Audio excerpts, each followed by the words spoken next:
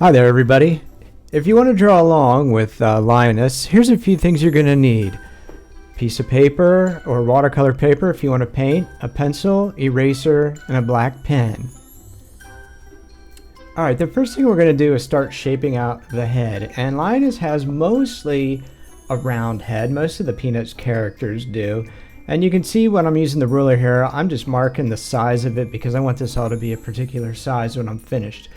But we're just going to take his bottom chin now, and we're going to curve it around and kind of gracefully arch it into the right shape that we want. He's got this kind of, I don't know, funky thing at the top left of his head. You can see there, kind of dips in and dips around. That's just how Charles Schulz used to draw him. So we're going to draw it like that too. And if you take a look at the reference photo above, you can see what I mean with his head. All right. Now let's just shape in the ear, and once you get one, we're just going to come straight across and we're going to shape in the other one, but make it smaller because it's a little bit farther away. Alright, I'm marking out his nose here. You can freehand it if you want, just kind of follow along with me. And his nose is kind of right in the middle of his head, and it curves down, and then it cuts back again. That's what I just put in there.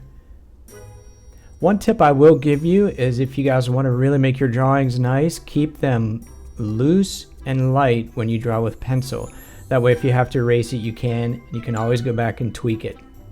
Alright, his eyes are just two little circles close to either side of his nose, and you can come down and just kind of shape the mouth in just like I am here. It's a little crooked, a little wonky. And here's what I mean by kind of refining the shapes again to what you want.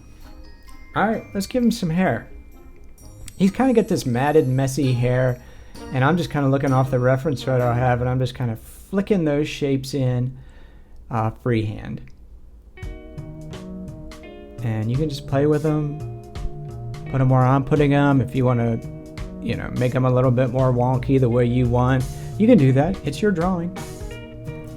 Alright, that's looking pretty good. And like I said, you can always come back and tweak it. So right now I'm just kind of fixing up some areas that looked a little off in my reference photo. And you can just take an eraser. It makes it really easy to erase if you keep it loose and light. Don't push too hard or you'll get those grooves in your paper. And then when you try to erase it, you'll get those eraser shadows, pencil shadows, I should say. Alright, now let's work on his arms, and his fingers look kind of wonky in the picture, but all I'm doing is really looking at them and concentrating on the shape that they are. And then we'll flesh it out a little bit, kind of his forearm. You don't see his upper arm behind it, so right now we just want to get that shape in. It kind of reminds me of a chicken leg if you look at it, and the bone is at the bottom where his fingers are. And I'm going to come across here, put in the corners of his shirt, and then there's a little line there that represents his shoulders on either side. So let's put that in. And remember guys, you can pause this video anytime you want. That way you can take a look at it and draw at your own pace. You don't have to try to keep up. Alright, let's do the same thing on the other side, another chicken leg. This one is a little bit fatter, I guess, and that's just because of the way his arm would be sitting on the pumpkin. Alright, I just made a mark for the size of my pumpkin here because I'm going to flesh this into a bigger drawing later. But pumpkins are mostly kind of rounded, so if you just want to see what I'm doing and try to round in the shape of a pumpkin, and they're a little more flat on the bottom from where they sat on the ground. I'm just going to shape both of those sides in really loose and really light for now. And then I'm going to add in the leaves. And if you take a look at the leaves that I'm making, you can copy right with me, or if you want, you can tweak them a little bit and make them your own. If you get a closer look at the reference picture, you'll see I'm pretty close to what it is, but I'm not exactly the same either.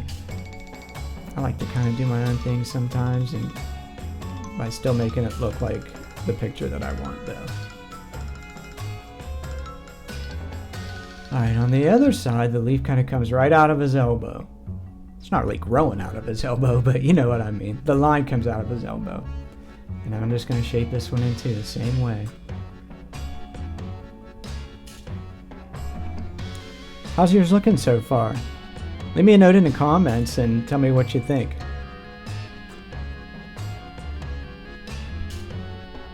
Okay, now, pumpkins have those bumpy lines that go all the way around them. They're not exactly round and smooth like a basketball, but they do have those little break lines. So go ahead and put those in on both sides and make sure you curve them following the shape of the outer lines of your pumpkin. Don't just put them straight up and down, because then it'll make it look flat. All right. That's looking pretty good. Now we're gonna go and we're gonna take your black pen and we're gonna trace over all of your pencil lines. Only trace over the lines that you want, because when it dries, we're gonna erase all the extra pencil. And let me speed this up a little bit here for you so it doesn't take forever, because you know how to trace over pencil lines, right? Here we go. Make sure you let it dry when it's done before you start erasing. And then erase. And hey, you did it! Great job! Let me know down in the comments if you enjoyed this video. And look for my time-lapse drawing where I'll include Charlie Brown, Snoopy, and really make this thing pop with some color.